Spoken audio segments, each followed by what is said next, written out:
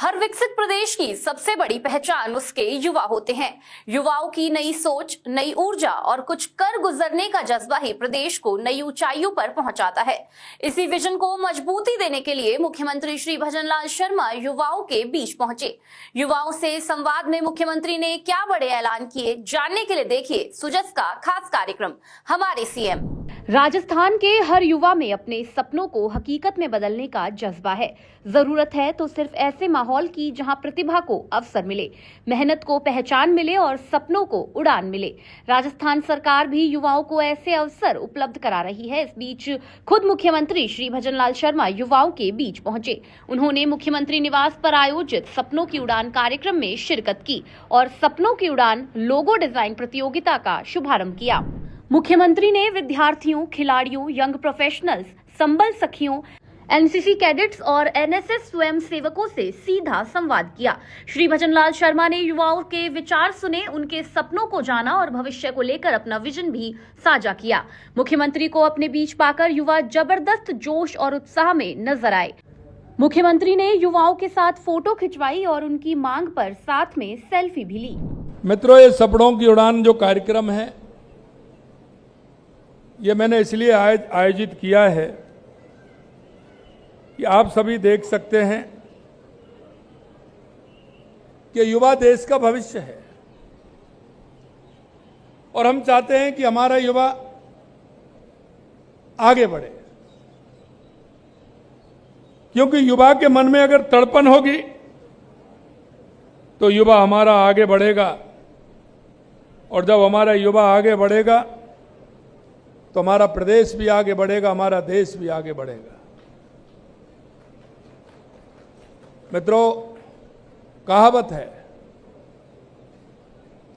है कि मानव तब जोर लगाता है पत्थर पानी है कि नहीं है। तो जब युवा हमारा जोर लगाता है तो कोई भी काम ऐसा नहीं जो युवा नहीं कर सकता। मुख्यमंत्री ने कहा कि डबल इंजन सरकार शिक्षा, खेल, रोजगार और स्वरोजगार समेत हर क्षेत्र में युवाओं को आगे बढ़ाने का काम कर रही है। उन्होंने बताया कि राजस्थान सरकार ने बिना पेपर लीक के बीते 2.5 साल में 1,78,000 से अधिक युवाओं को सरकारी नौकरी देने का काम किया है। हम चाहते हैं कि हमारा युवा हर क्षेत्र में आगे बढ़े, और 2.5 साल में आपने देखा है कि हमारी सरकार ने जिस तरह से काम किया है युवाओं के लिए, वो लगातार आप सभी लोग देख रहे हैं। कल एक ऐड भी आया था, वो भी आपने देखा होगा कि 1,78,000 युवाओं को नियुक्ति पत्र देने का हमने काम किया। 51,000 हमारे पेपर हो गए, प्रक्रियाधीन चल रहा है, उसको हम देने वाले हैं अगले 2 महीने में, 2-3 महीने में उनकी नियुक्ति पत्र हम दे देंगे। 80,000 की हमने, आपने देखा, डेट हमने दे दी है, कैलेंडर उसका जारी हो गया। 1.25 लाख का किया था, उसमें से कुछ पेपर हो गए हैं, कुछ 80,000 के होने वाले, उसकी डेट हमने दे दी किस किस महीने में होने वाली है। और 70,000 हमारी भर्तियां हमने नई और निकाल दी। अगर ये आप देखोगे तो हमने कहा कि 5 साल में हम युवाओं को 4 लाख सरकारी नौकरी देंगे। 3,80,000 हमारी अभी तक पहुंच गई, 3,80,000 की हमारी प्रक्रिया पूरी चल रही है, और आने वाले समय में हम 4 लाख से ऊपर जाएंगे, क्योंकि अभी तो 2.5 साल ही हुआ है, अभी तो 2.5 साल बाकी है। संवाद के दौरान बीएससी की छात्रा रेखा ने प्रदेश में पेपर लीक पर लगाम लगाने एवं भर्ती परीक्षाओं के निष्पक्ष एवं पारदर्शी आयोजन के लिए मुख्यमंत्री को धन्यवाद किया।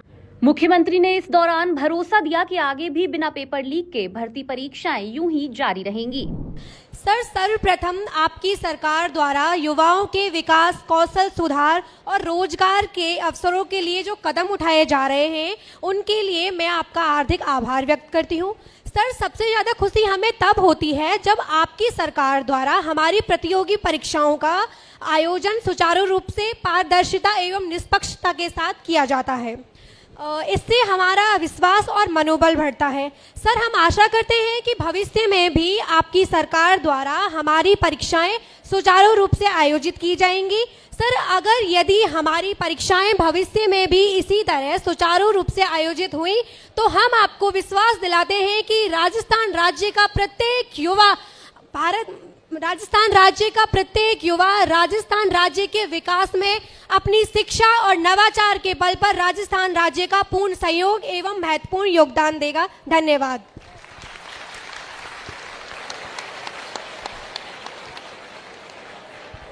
बहुत अच्छा रेखा जी। सबसे पहले तो मैं आपको और आपके विद्यालय को धन्यवाद देता हूं। दूसरा, मैं आपसे कहना चाहता हूं कि ये हमारा प्रयास है, पूरी तरह से हम युवाओं का ध्यान रखते हुए हम युवाओं को राजस्थान के विकास में किस तरह से भागीदार बना सकते हैं, लगातार हमारा यही काम रहता है। आगे चल कर के हमारा प्रदेश, हमारा देश सुरक्षित हाथों में हो, क्योंकि आगे चल कर के हमारे इस युवा को ही इस देश की कमान संभालनी है। इसलिए हमारा पूर्ण रूप से राजस्थान के युवाओं को हम ये विश्वास दिलाते हैं कि जो हमने कहा है वो लगातार हम कर रहे हैं। अगर उसमें कहीं और आवश्यकता होगी तो पूर्णता के साथ और करेंगे।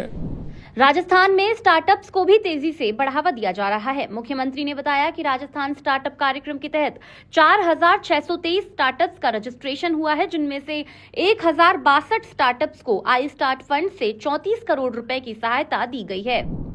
मैं अक्सर युवाओं से कहता हूं, मेरे भाइयों, कि हम सरकारी नौकरी के चक्कर में रहते हैं, लेकिन एक बात आप सुन लीजिए कि आप अपना कोई स्टार्टअप, अपना कोई काम अगर आप सोचेंगे तो आपका तो होगा ही, लेकिन आप 10, 20, 25, 50 लोगों को रोजगार देने का भी काम करेंगे।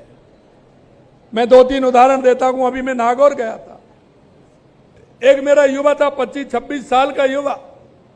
उसने कहा, साहब मैंने सरकार से, जो हम युवा नीति लेकर के आए हैं, वो सरकार से उसने 25 लाख रुपए लिए थे, 9 लाख रुपए का उसको सब्सिडी मिली और उसने अपना काम प्रारंभ किया। और वो ये कह रहा है कि साहब मेरे को 2.5 साल के अंदर मेरी 10 करोड़ रुपए की टर्नओवर हो गया, 10 करोड़ रुपए का टर्नओवर हो गया। वो ये कह रहा है कि 75 आदमी मेरे यहां काम करते हैं, वो 70-75 लोगों को रोजगार दे रहा है। एक हमेशा मैं बात करता हूं, एक मेरी बेटी है जोधपुर की, उसने एक कॉफी बनाई, अपने नाम से ही बनाई है। एक कॉफी बनाई, उसने मात्र 15,000 रुपए से अपना बिजनेस प्रारंभ किया था, 15,000 रुपए से। और 4 साल के अंदर उसने अपनी 7 करोड़ रुपए का टर्नओवर उसका हो गया और कम से कम 200-250 लोग उसके यहां काम कर रहे हैं। माय भारत वॉलेंटियर स्वरूप दानचारण ने कहा कि माय भारत पोर्टल युवाओं की प्रतिभा निखारने का बेहतर मंच बन रहा है और हर युवा को इससे जुड़ना चाहिए। इस दौरान मुख्यमंत्री श्री भजनलाल शर्मा ने भी माय भारत पोर्टल से जुड़ने के लिए युवाओं को प्रेरित किया कि जो माय भारत पोर्टल जो हमारे माननीय प्रधानमंत्री जी ने बनाया है, उससे सभी अपने वॉलंटियर को रजिस्टर करें। फिर उसके अंदर जितने भी प्रोग्राम्स हैं, जैसे एक्सपेरिमेंटल लर्निंग प्रोग्राम है, जिसके अंदर आप ऑन ग्राउंड ऑफिसर्स के साथ काम करेंगे, आप वहाँ सीखेंगे कि एक्चुअल में चीज़ें कैसे वर्क करती है, एडमिनिस्ट्रेशन कैसे वर्क करता है। जैसे मैंने experimental learning program public distribution system में काम किया था, उसके अंदर हमने फेयर प्राइस शॉप्स के अंदर जाके वहाँ पे ऑन ग्राउंड हमने वहाँ पे काम किया, कैसे गेहूँ का वितरण होता है, कैसे उनका वेरिफिकेशन होता है। फिर हमने कलेक्ट्रेट में जाके उन सबकी जो अकाउंटेंसी होती है उन सब के बारे में जाना है। उसके अलावा हम विकसित भारत यूथ पार्लियामेंट के अंदर भी जाके हमारी आवाज़ रख सकते हैं, अपने पॉइंट्स रख सकते हैं और उसके तहत हम हमारे बारे में बता सकते हैं कि हम क्या क्या कहना चाहते हैं, वहाँ पे क्या हमारी दर्शाना चाहते हैं। और जो बजट क्विज है उसके तहत हम हमारी इकोनॉमिक पॉलिसीज़ और हमारे जो भी बजट क्विज के अंदर क्विजेस होते हैं उसके तहत आप जुड़कर उनके साथ आप अपने नेक्स्ट लेवल में जाके अपने एसेस को वहाँ पे निखार सकते हैं। उसके बाद आप सेंट्रल लेवल में जाके गवर्नमेंट ऑफिशियल्स के साथ काम भी कर सकते हैं। तो आप अभी हमारे माई भारत पोर्टल के ऊपर जाकर अपने आप को एज ए वॉलंटियर रजिस्टर कीजिएगा। आपने बताया पूरी तरह से कि हम कैसे आगे बढ़ सकते हैं। इसमें मैं आपको कुछ बातें जोड़ना चाहता हूं, फिर आगे भी हैं उनके साथ भी जोड़नी है। स्वरूपदान जी ने जो कहा है उसमें देखिए कि हर माँ बाप का सपना होता है, हर विद्यार्थी का सपना होता है, लेकिन हम एक्स्ट्रा क्या कर सकते हैं? हम आज 15 साल, 16 साल, 17 साल, 18 साल, क्योंकि पहले जो बात करते थे तो 20-21 साल से युवा सोचने लगता था। अब तो 15 साल, 16 साल, 17 साल, 18 साल का तो हो जाता है, तो बोर्ड का अधिकार भी मिल जाता है। लेकिन हमारे युवा सोचने लगता है, तो हमें हमारा भविष्य, हमारी उड़ान हमें किधर जानी है? अधिकतर युवाओं का क्या होता है कि वो असमंजस में रहता है। एक दोस्त से सुनेगा मुझे ये करना है, दूसरे से ये सुनेगा, तीसरे से ये सुनेगा, चौथे से ये सुनेगा। होता है कि नहीं होता है? तो उसके मन में ये रहता है कि मैं किधर जाऊं। रहता है कि नहीं रहता है? मुझे क्या करना चाहिए? कई बार तो 12th के बाद विषय लेते हैं तो उसमें भी कई दिन तक माताजी पिताजी को परेशानी आती है। अरे ये क्या लेना है? पिताजी का भी सुझाव आता है, माताजी का भी आता है, गुरुजी का भी आता है। आता है कि नहीं आता है? तो हमें निर्णायक भूमिका में हमें स्वयं को जाना पड़ेगा। मुख्यमंत्री ने खेलों में उभरती प्रतिभाओं को प्रोत्साहित करने के लिए सरकार की पहल का भी उल्लेख किया। उन्होंने बताया कि राजस्थान टारगेट ओलंपिक पोडियम योजना लागू की गई है। इससे प्रदेश की खेल प्रतिभाओं को आगे बढ़ाने के बेहतरीन अवसर मिल रहे हैं। हमने हर जिले में पंच गौरव, ओडीओपी में हमने पंच गौरव किया है। उसमें हमने एक खेल लिया है, और खेल वो लिया है जो उस जिले का प्रमुख खेल हो, और हमने उसके लिए मैदान भी बना रहे हैं। हमने गाँव में भी खेल मैदान बनाने का काम हमारी सरकार कर रही है। हमने हर जिले में खेल के मैदान हम बना रहे हैं, और हर जिले को हमने किसी ना किसी खेल से जोड़ा है। पंच गौरव हमने बनाए हैं। हमारा एक पर्यटन स्थल क्या होगा, हमारा एक खेल क्या होगा, हमारे यहाँ वनस्पति पैदा क्या होती है, हमारे यहाँ प्रोडक्ट किसका होता है, उसको भी हमने उसमें शामिल किया है। कहीं हैंडीक्राफ्ट का होता है, तो कहीं टेक्सटाइल का होता है, कहीं मूर्तियां बनती हैं, तो कहीं महिलाओं के चूड़ियां बनती हैं, कहीं कड़े बनते हैं। इस तरह के काम पूरे राजस्थान में कहीं ना कहीं होते हैं, उनको भी हमने उसमें शामिल किया है। इससे हमारे नीचे के स्तर पर युवाओं को रोजगार मिले। हमने इसके माध्यम से बाढ़ और ग्राम को हम कैसे आगे बढ़ा सकते हैं, उसके लिए लगातार हम काम कर रहे हैं।